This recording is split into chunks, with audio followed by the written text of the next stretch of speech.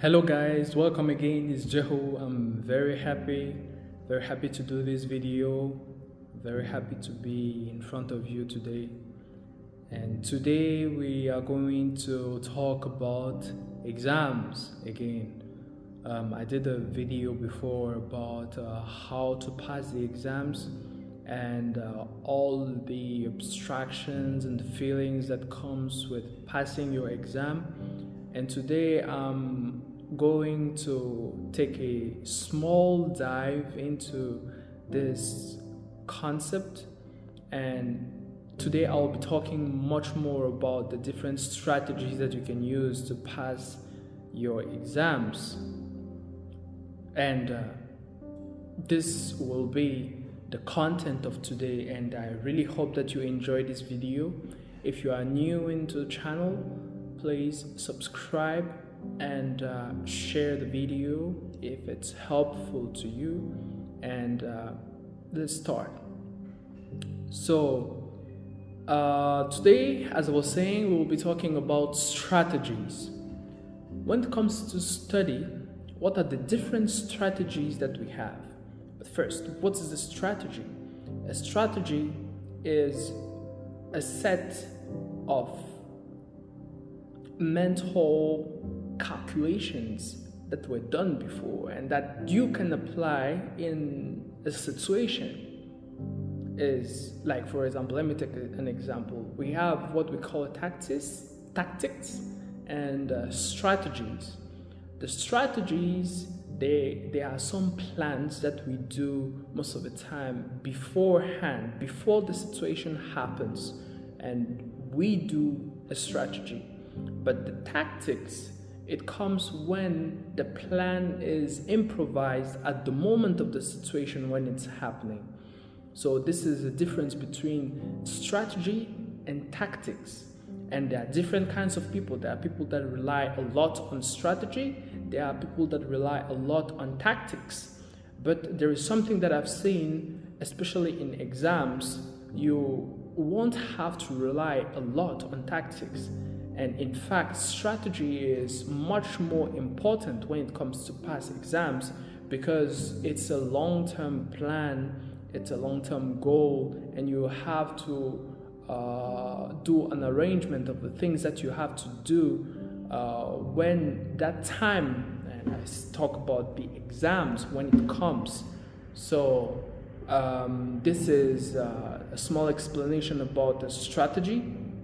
So when we talk about exams, the two different strategies that I see most of the time are based on a different foundation. They are based on different lands. It's like building a house in Europe or building a house in Africa. The grounds are different, but you want to build a house on them. So the first strategy when it comes to passing your exams, the first strategy, the most, I will say, used by people is a strategy based on memorization. And everybody knows what memorization is.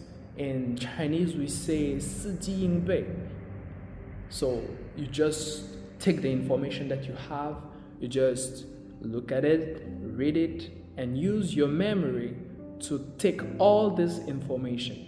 Just take the information as it is. And you might output it also in different forms, like maybe doing some recitations or speaking that information out in order for you to make that information much more stable into your mind. And people use a lot the strategy of memorization. And I can give some few examples of people that do that, and it works well for them, especially those who have a good memory. I remember when I was studying Chinese back at home online, there was that girl, let's say, her memory was very good. I remember there were some times where we had to take Chinese texts. We had to take the Chinese texts and after that we had to memorize them and tell it to the teacher after. And every time we were doing those exercises, that girl, she will be the one who will be memorizing it the most quickly. She was really memorizing it very quickly, and I really think that is also because of her background, because she was Muslim, and in the Muslim community, one of the things that they do is that they memorize Quran.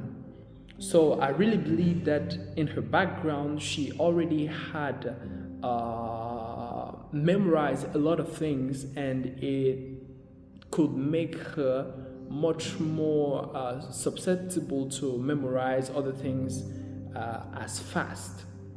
So her memorizing technique was very, very good. It was amazing. So this is when it comes to using memorization as a strategy. And memorization, the strategy of memorization, you may use it in languages. It's the basis, foundation of languages. It comes a lot with the repetition. You have to repeat, repeat, and repeat again.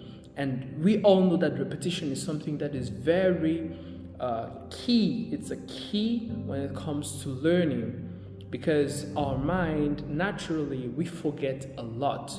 So we will have every time to come and output whatever we have learned. So this is the first strategy of memorization. And then there is the second one, the strategy of understanding. And I will say that this is the strategy that I use most of the time. But because the school system gives much more points to the person who relies a lot on memorization than the person who relies a lot on understanding, I will say that it's a good strategy that you can use, especially when it's during the period of the exam, when you are just in your beginnings. And how is it about? It's just that you take the information and you process it. In the first one, the strategy of memorization, the key was in the input of information. But for this one, it's totally different. The key is on the process of the information. You take the information and you make sure that you understand it properly. And this is the aim of what you are doing when you are using the strategy of understanding. And this is the strategy, as I was saying, this is the strategy that I use a lot. Let me give an example. I remember, I think I've given this example before.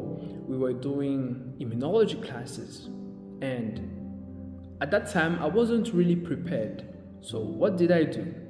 I went to the library. I took one book that was very good looking. There was a lot of illustrations and colors in. It was a book that was very nice to look. I took the book and I started reading the book, chapters by chapters.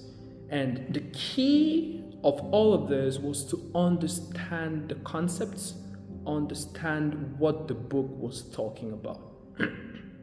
And when I finished it, I just went for the exam and I scored pretty well.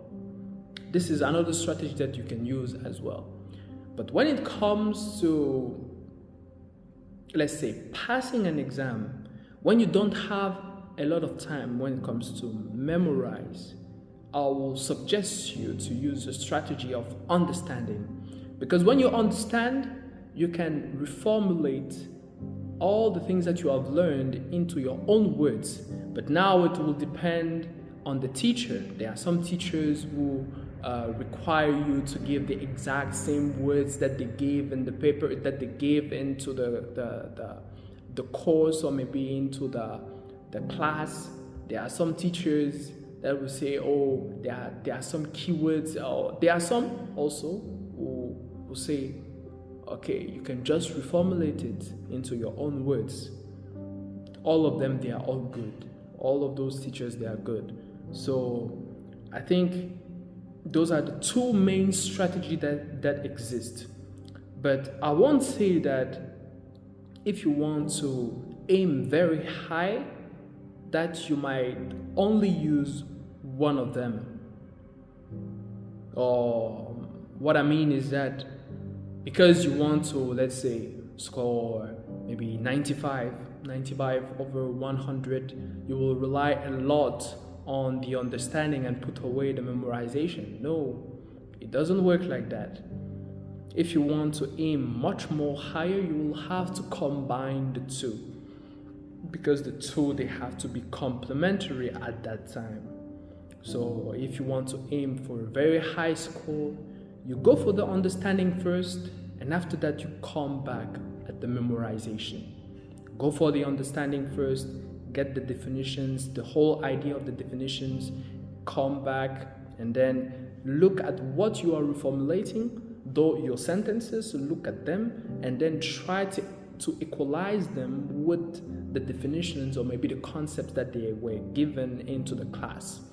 So these are the main strategies when it comes to passing your exams or also studying. You can use them in those two different ways.